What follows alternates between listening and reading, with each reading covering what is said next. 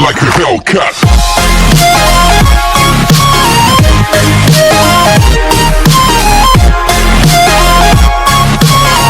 Hello student, welcome to the rainbows online classes. आज का session है हमारा class 5 subject maths, unit first, revision. Question number 17, right the HCF of the following. Question number A है हमारा। इसमें देखिए यहाँ पे आपको दिए हुए दो डिजिट्स दी हुई है। एक है हमारी 720 एंड दूसरी है 396। इसका आपको एचसीएफ निकालना है। एचसीएफ मतलब हाईएस्ट कॉमन फैक्टर निकालना है हमको। ठीक है, हमने पहले फैक्टर निकालना देखा था, अब हमको इसका हमें हाईएस्ट कॉमन फैक्टर निकालना है। ठीक है, हम पहले 720 का निकाल लेंगे। जब भी हम कॉमन फैक्टर निकालेंगे किसी का भी हाईएस्ट कॉमन फैक्टर, तो सबसे पहले छोटे डिजिट से निकालना स्टार्ट करेंगे। यहाँ हम देख लेंगे कि डिजिट के लास्ट में जो भी यहाँ पे डिजिट्स दी हुई है, जैसे हमें यहाँ 0 दी हुई है, तो ये इवन है या ऑड है। अगर इवन है तो हम इवन वाली हर डिजिट को 2 से डिवाइड भी कर सकते हैं, मल्टीप्लाई भी कर सकते हैं, ये आपको पता है। बट अगर ऑड रहती है तो फिर उसके लिए हमें थोड़े से डिजिट्स को चेंज करना होता है। बट अभी हमारी यहाँ पे क्या है, इवन है, 0 है लास्ट में, तो हम 2 से कर लेते हैं।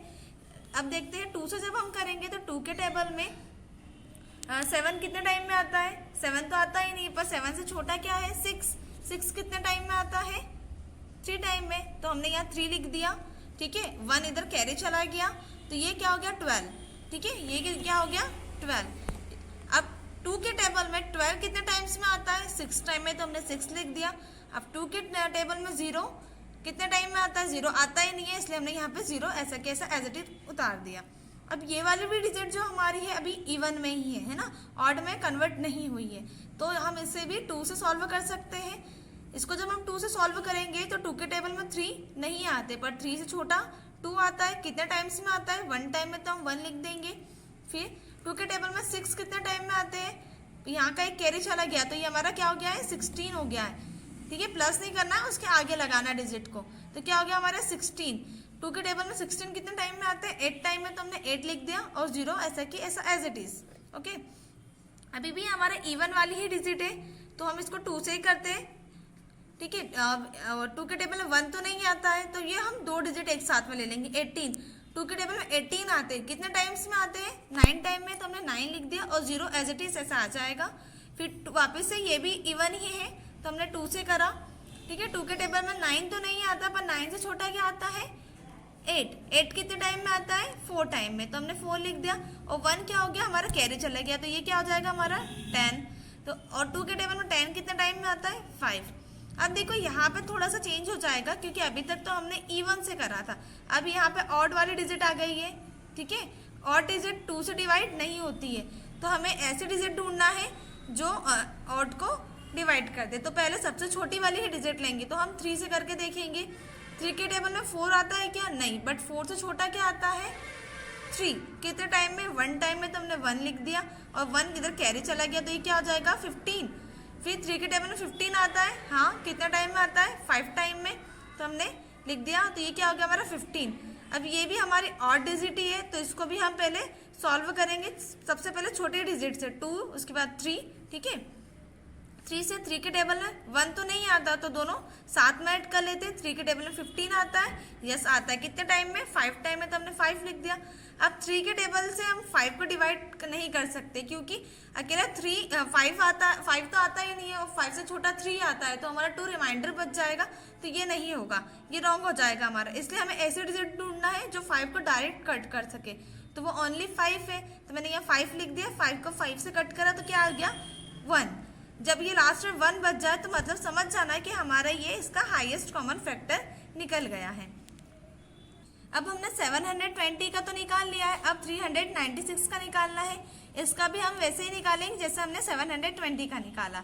ठीक है, ये भी हमारी देखो इवन ही वाली डिजिट ही है, लास्ट में 6 है, 6 भी इवन ही होता है, तो इसको भी हम पहले 2 से करेंगे। कभी भी छोटी वाली डिजिट से स्टार्ट करना है। ठीक है, 2 से करेंगे।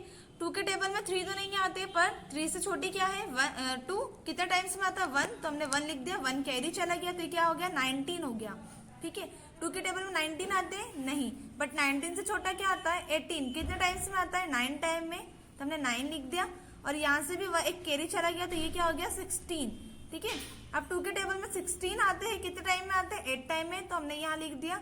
अभी भी ये जब नीचे जो डिजिट आई है ये भी हमारी इवन डिजिट ही है, तो इसको भी हम कैसे सॉल्व करेंगे, 2 से सॉल्व करेंगे। ठीक है, 2 से जब इसको सॉल्व करेंगे तो देखो 2 के टेबल में 1 आता है, नहीं 1 से छोटा, नहीं 1 से छोटा भी नहीं आता, तो हम क्या करेंगे 2 डिजिट को साथ में ले लेंगे।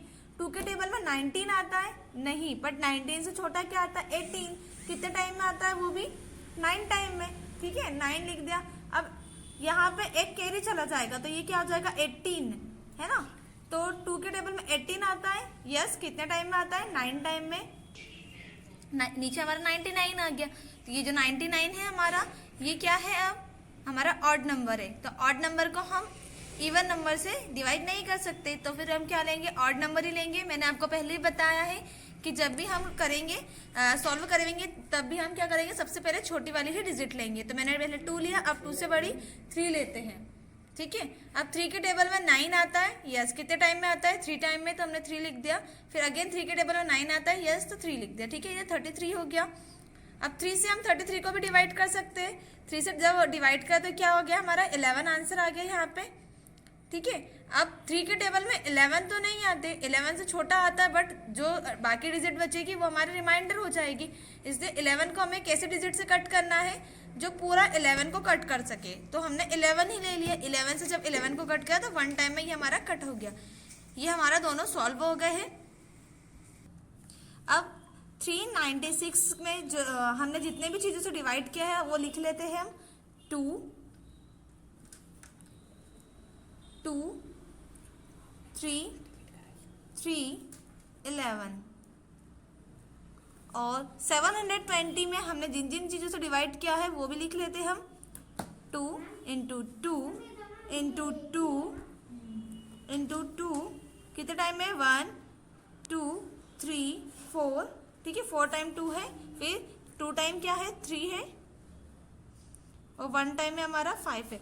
तो अब हमें इनमें से कॉमन निकालना है, जो भी दोनों में होगा। अब हमको इनमें से कॉमन निकालना है जो इन दोनों में कॉमन हो। पहले देखो यहाँ पे भी 2 है, यहाँ पे भी 2 है ना, तो एक बार 2 लिख लेते हैं। कॉमन निकालना है इसलिए एक ही बार लिखेंगे। फिर यहाँ पे भी 2 है और यहाँ पे भी 2 है, तो इसको भी हमने एक बार कॉमन निकाल लिया। अब यहाँ पे 3 है, बट यहाँ पे क्या है 2 है, तो हम इसको नहीं लेंगे। फिर यहाँ पे भी 3 है और यहाँ पे भी 2 है, तो इसको भी नहीं लेंगे। यहाँ 3 है और यहाँ पे भी 3 है, तो 2 टाइम है यहाँ पे, तो यहाँ ले लेते हैं। अब 11 ऊपर है बट नीचे नहीं है, तो 11 को भी नहीं लेंगे। 5 नीचे है बट ऊपर नहीं है, तो 5 को भी नहीं लेंगे। तो हमारा क्या आ गया आंसर यहाँ पे 2 2 3 3, है ना। इसको हम सॉल्व कर लेते हैं। पहले 2 का मल्टीप्लाई 2 में करेंगे तो क्या आ जाएगा 2 2 जा 4। फिर ये वाला जो इनटू का मल्टीप्लाई का जो साइन है बीच में ऐसा कैसे आएगा, अभी इन दोनों को ही करा है हमने, बीच का साइन ऐसा एज इट इज है। फिर 3 का मल्टीप्लाई 3 में कर लेंगे हम, तो क्या आ जाएगा 9। ठीक है, तो 4 इंटू 9 कितना होगा, तो हमने 2 का 2 में करा तो 4 आ गया, 3 का 3 में करा तो 9 आ गया। अब इन दोनों का करेंगे, आपको 4 का इंटू क्या मल्टीप्लाई काय में करना है 9 में, तो आंसर क्या आएगा हमारा 36। ये आपका हाईएस्ट कॉमन फैक्टर है, यही आपका आंसर भी है। आई होप आपको ये पूरा सम समझ आया होगा। जैसे मैंने आपको ए वाला एक्सप्लेन किया है वैसे ही आपको बी वाला भी करना है। Thank you.